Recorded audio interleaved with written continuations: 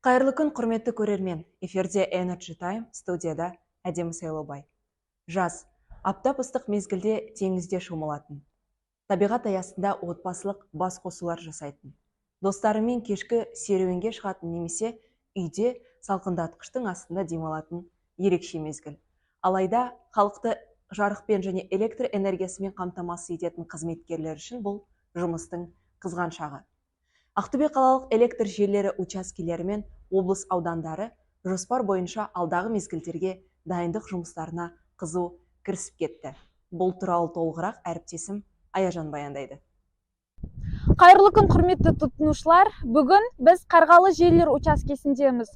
Бұл жерде жаздағы жұмыс жоспарлары бойынша қызу дайындық жұмыстары жүргізілуде. Биылға жоспарланған күрделі жөндеу жұмыстарынан мамыр айында Қостек ауылында 2 КТП күрделі жөндеуден 100%-ға орындалды. Ал кеше 12-сінен бастап Әлімбет ауылында ВЛ-04 КТП 701-де ВЛ-04 киловольттың басында старший мастер Утегенов плюс 6 адам жұмыс жасап жатыр. Қарғалы ауданы бойынша 76 КТП осы уақытқа жұмыс жасап тұр.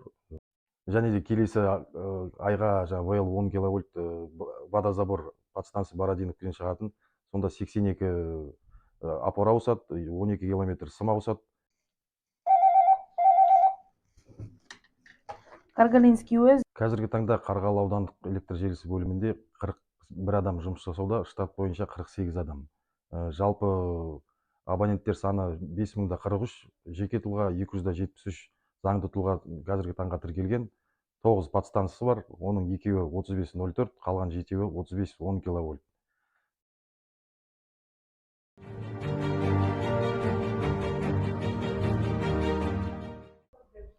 Дәл қазір тікелей эфирде байланыста әріптесім Динар Манарбек қызы. Сіз эфирдесіз? Студия. Дәл қазір біз Абылқайырхан даңғылы бойындамыз. Мұнда қалалық электр желілер басқармасы шоғырсым желілер қызметкерлері жер жұмыстарын жүргізіп жатыр. Шаралар аяқталғаннан кейін қазылған аумақ бастапқы қалпына келтірілетін болады. Біздер бұл жерді қазып отырған себебіміз бұл бізде водной кабель поездан келіп тұрған. Абылқайырханның ар жақ бетіндегі барлық подстанциялар бар. Ол РП-10 деген бізде распределительный подстанция. Одан алатын трансформаторный подстанцияларға тарайды. Осы районның жарықсыз қалмауына алдын алу үшін біздер водной кабельдің екіншісін жөндеп қойып атқан жағдайымыз. ЖКХ-дан, акиматтан рұқсат алу үшін асфальтный покрытияны қазуға қазір бізде ордерге рұқсат берілді. Жер қазу жұмыстарына коммунальщиктермен басқа Ақбұлақ, телефон, Қазақ телеком барлық коммунальщиктермен согласование жасалды. Қазір біз осы жерде асфальтты алып, астында кабельді жөндейміз.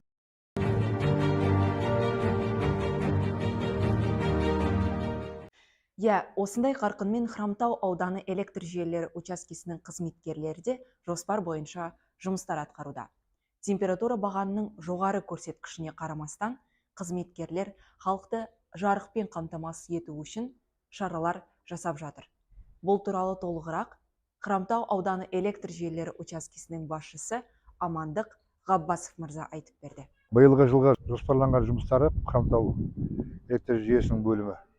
Яғни 2 әуе линиясы, воздушный линия. Біреуі 10 киловольт, біреуі 04 киловольт. 10 киловольт Қарлау елді мекенінде июнь айына планданған жоспарымыз 04 киловольт. Бұл Ақжар селосында 78 опор қоюымыз керек. Қала Хромтау күннен күнге өсіп келеді. Халқы біз 2 жилой массив салып жатыр. Халықтарға біреуі 22 аудан. Бұл жерде 2000 абонент орналасу керек. Солардың абоненттері қосылып жатыр. Дон селосында салынып болды. Егер құжаттары бітсе, онда да 1800 абонентке жер беріледі. Оның барлығы біздің көрсеткішіміз, біздің абоненттеріміз, яғни электр қуатын тарату біздің немізге кіреді. Қазір жоспардан тыс халықтың өтінішімен біздерге жүйеге жұмыс істеуді сұрады. Жұмыс өз қарқынымен жүріп жатыр жоспар бойынша.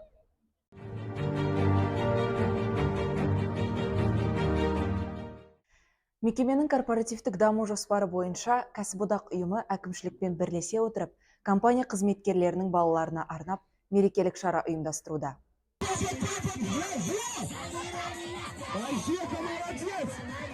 Жаз мезгілі келіп балалардың демалыс кезеңі басталды. Уақытты көңілді әрі пайдалы етіп өткізу айрықша маңызды. Алғашқы сапар Хромтау және Қарғалы аудандарына болды. Мекемеге қарасты әр аудан бөлімшелерін аралап, балақайларға арнайы әзірленген бағдарламамен таңғалдырды. Көбікті шоу, серіппе, тәттілер, би алаңы, қызықты ойындар тек балалардың ғана көңілін көтеріп қоймай, ата-аналарды да қуантты. Мерекелік сапар әрі қарай өз жалғасын табады. Барлық аудандарды аралау жоспарда. Раз, два, три!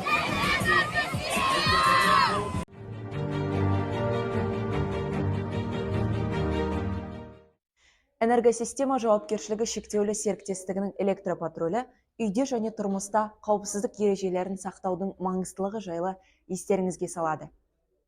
Балалар қауіпсіздігі жөнінде ережелерді біздің ресми Instagram парақшамыздан оқи аласыздар.